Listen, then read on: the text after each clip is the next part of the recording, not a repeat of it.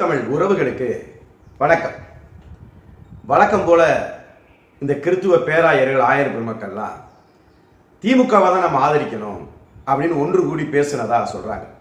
ஆனால் அதில் பலவிதமான முரண்பட்ட கருத்துக்கள். அந்த கூட்டம் ஆலோசனையான கூட்டத்தில் பல முரண்பட்ட கருத்துக்கள் திமுகவோடு போகக்கூடாதுன்னு வந்ததுக்கு பிறகும் அவங்க வெளியிட்ட அறிக்கைக்கும் அந்த கூட்டத்திற்கும் எந்த சம்பந்தமும் இல்லைங்கிறாங்க. அதுவும் அந்த ஒருங்கிணைப்பு கூட்டம் 2-3 முறை ஒத்திவைக்கப்பட்டதா சொல்றாங்க. யாரும் வரல, அதுக்கு யாரும் முக்கியத்துவம் தரல அப்படின்னு சொல்லி. அடிப்படையில் இந்த ஆலோசனை அப்படிங்கிறது கீழே இறைமக்கள்கிட்ட இருந்து போயிருக்கணும். இவங்களா பாதிரியார்களா, இவங்களா ஆயர் பெருமக்களா சேர்ந்து உட்காந்து முடிவெடுக்கிறது முதல்ல ஒரு தவறான ஒரு முன்னுதாரணம். இறைமக்கள்கிட்ட சில அன்பியங்களை வச்சிருக்கிறாங்க. அந்த அன்பியங்கள்ல இருந்து அவங்க போயிருந்திருக்கணும் செய்யறாங்க.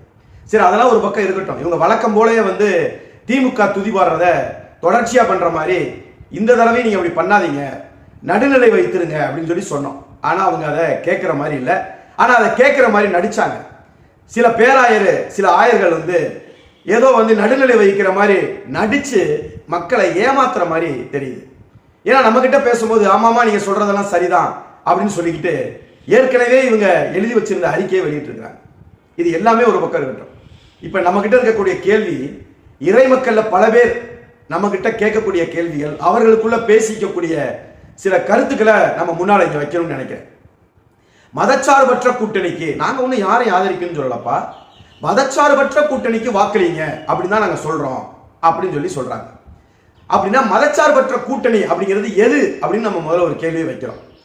ஒரு மதம் ஒரு அரசியலை சார்ந்து ஒரு கட்சியை சார்ந்து நிற்கும் போது அது மதச்சார்புடையதுன்னு சொல்றாங்க. இப்ப இவங்க சொல்ற இந்த திமுக கூட்டணி, இந்த கிறித்துவ பேராயர் ஆயர் பெருமக்கள் சொல்றாங்கல்ல மதச்சார்புடைய கூட்டணின்னு, அதை எதை சொல்றாங்க தெரியுமா?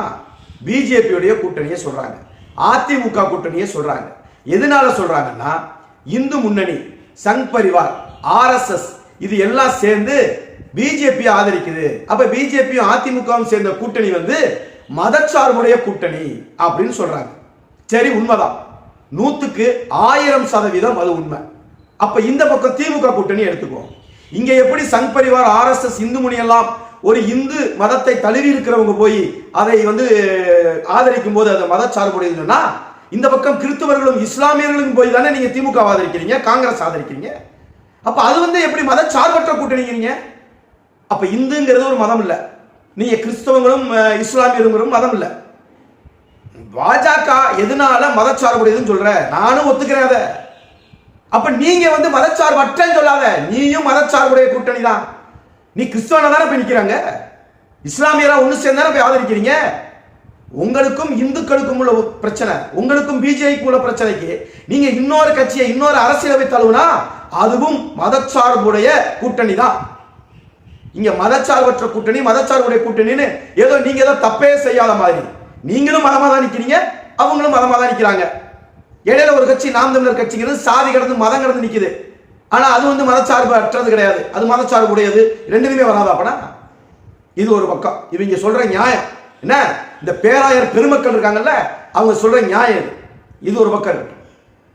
பிஜேபி வந்துடக்கூடாது, இது திமுக பயர் கொடுக்கிற ஒரு அச்சம். நீங்க மட்டும் எங்களை ஆதரிக்கிறேன்னா அங்கிட்டு பிஜேபி வந்துடும், பிஜேபி வந்துடும். பிஜேபி வரக்கூடாதுங்கிறதுல நமக்கு ஒத்த கருத்து தான். ஆரிய திராவிடத்தை கருவறுக்கணும், அதான் நாம் தமிழர் கட்சியுடைய இலக்குன்னு வச்சுக்கோங்க. பிஜேபி வரக்கூடாது, ஆமா வரக்கூடாது. அப்ப திமுக ஆட்சியில கஞ்சா வருது, அதுக்கு என்ன செய்யலாம்? பிஜேபி வரக்கூடாது, கஞ்சா வரலாம். புழக்கத்தில் நிக்குதுங்க ஐயா, பேராயர் பெருமக்களே, ஆயர் பெருமக்களே, கஞ்சா புழக்கத்தில் இருக்கு, சர்வ சாதாரணமா இருக்கு இந்த திமுக ஆட்சியில. பெட்டபத்தமேன், ஓஜி கஞ்சா, ஜிப்லா கவர், என்னென்னமோ சொல்றோம். இந்த இளவு பேரெல்லாம் நமக்கு தெரியாது, எல்லாம் இன்னைக்கு புழக்கத்தில் இருக்கு. ஆயர் பெருமக்களே, பேராயர் திருமகன்களே, புழக்கத்தில் இருக்கு கஞ்சா, போதை பொருள். நீங்க எங்க வேணா விசாரிச்சு பாருங்க. பிஜேபி வரக்கூடாது, போதை பொருள் கூட நல்லா வரலாம். பிஜேபி வந்துடக்கூடாது, கொலை வரலாம். பிஜேபி வரக்கூடாது, கொள்ளை நடக்கலாம். பிஜேபி வரக்கூடாது, ஊழல் நடக்கலாம். பிஜேபி வரக்கூடாது, கனிமவள திருட்டு நடக்கலாம். பிஜேபி வரக்கூடாது, கற்பழிப்பு நடக்கலாம். எதுவும் வரக்கூடாது, அப்படி ஒரு நிலை எடுங்க. எதுக்கு எடுத்தாலும் பிஜேபி வரக்கூடாது, பிஜேபி வரக்கூடாது, பிஜேபி வரக்கூடாதான். ஆனா நான் பட்டியலிட்ட இது எல்லாத்தையும் அப்ப இந்த பேராயர் ஆயர் பெருமக்கள் ஏத்துக்கிறீங்களா? இதெல்லாம் வரலாம், நாடு நாசமா போகலாம், ஆனா பிஜேபி வரக்கூடாது. கிறிஸ்துவ பிள்ளைக்கு ஓட்டு போடக்கூடாதுன்னு உங்க திருப்பலியிலே பேசுறீங்க இல்லையா? இது எந்த விதத்துல நியாயம்? இது இறை மக்கள்ல உன் பிள்ளை நிக்குது. இன்னைக்கு நாம் தமிழர் கட்சியில 12 பேரை நிறுத்திருக்கோம் நாங்க. நீங்க ஒத்த சீட்டுக்கு போய் நிக்கிறீங்க. ஒத்த சீட்டு தருவா திமுக. அந்த 234 ஒண்ணு போக 233 தொகுதியில நீங்க என்ன தெரியுமா சொல்றீங்க? இந்த கிறிஸ்துவ பிள்ளைக்கு போடாத, அந்த திமுக இருக்கிற இந்துவுக்கு போடுன்னு சொல்றியா? இதை இறை மக்கள் ஏற்கிறீங்களா? நீங்க இது கிறிஸ்துவமா? நீங்க கிறிஸ்துவரா தானே நிக்கிறீங்க. நீங்க கிறிஸ்துவ மதமா தானே திமுக ஆதரிக்கிறீங்க. ஒத்த சீட்டுக்காக ஒட்டுமொத்தமா மற்ற இடத்துல பூரா நிக்கிற கிறிஸ்துவனுக்கு பூரா ஓட்டு போடாதுன்னு சொன்னா, இதை விட நீங்க இறை மக்களுக்கு, கிறிஸ்துவுக்கு, இயேசு பெருமானுக்கு செய்யக்கூடிய துரோகம் வேற இருக்குமா? துரோகம்.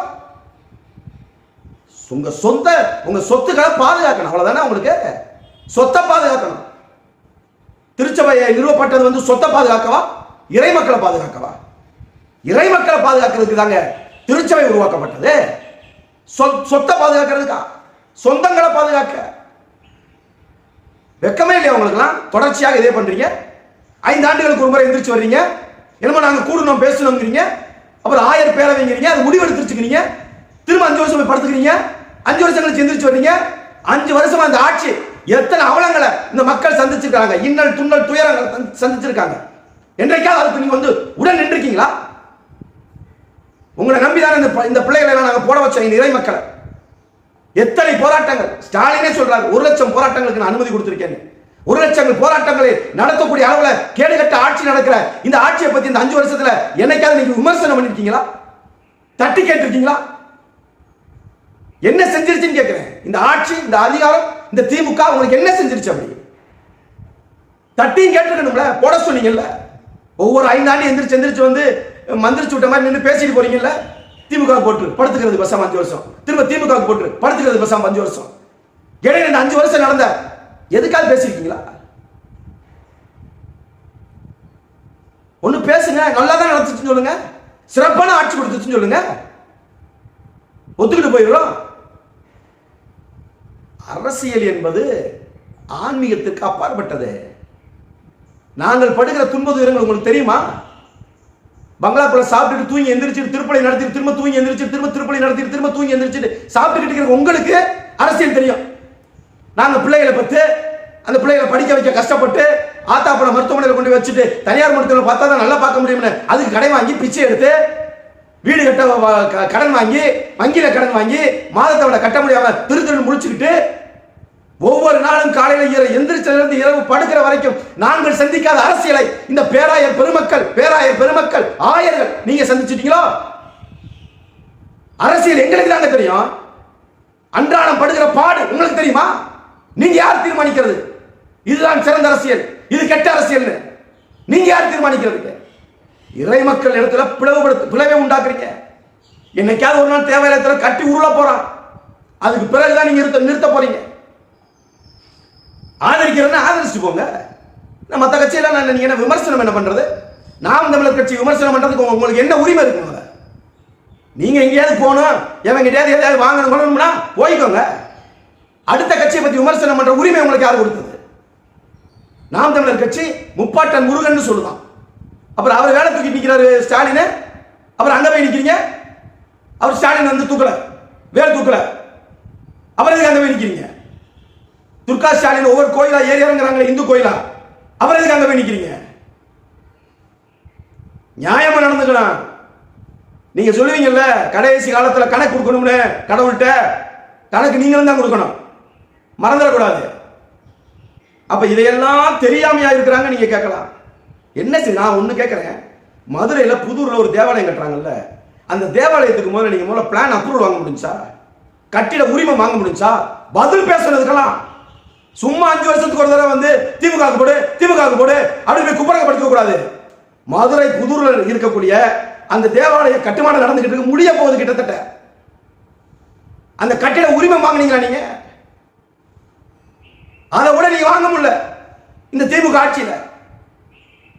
இதை விட நீங்க உங்ககிட்ட இருக்கிற ஊழல்கள், உங்ககிட்ட இருக்கக்கூடிய சாதிய பிளவுகள், சாதிய பிரச்சனைகள்லாம் பேசணும்னா சந்தி சிரிச்சு போயிடும். கடவுளே சொல்லி இருக்கிறாரு, என் கோயிலை வந்து நீங்க வந்து சந்தை கடாக்குறீங்கன்னு சொல்லிட்டு சவுக்கெடுத்து அடிச்சிருக்கிறாரு. அந்த நிலைமைக்கு கொண்டு போயிடாதீங்க. இறை மக்கள்லாம் ஒன்று திரண்டு அதை செய்யக்கூடிய நிலையை நீங்க உருவாக்குறீங்கன்னு நான் நினைக்கிறேன். இது எல்லாம் ஒரு பக்கம் இருந்தாலும் நமக்கு இன்னொரு செய்தி வருது. நான் இறை மக்கள்கிட்ட இந்த செய்தியை சொல்றேன். ஆயர்கள் கிட்ட, பேராயர் பெருமக்கள்கிட்ட, பாதிரியார்கிட்ட நான் பேசல.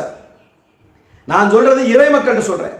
திமுக திருச்சபையை மிரட்டுதுன்னு எங்களுக்கு செய்தி வருது. திமுக என்னென்னலாம் செய்து கொண்டிருக்கிறது திருச்சபை என்ன வெளியில சொல்ல முடியாம திருச்சபை அடங்கி போகுதுன்னு சொல்றாங்க.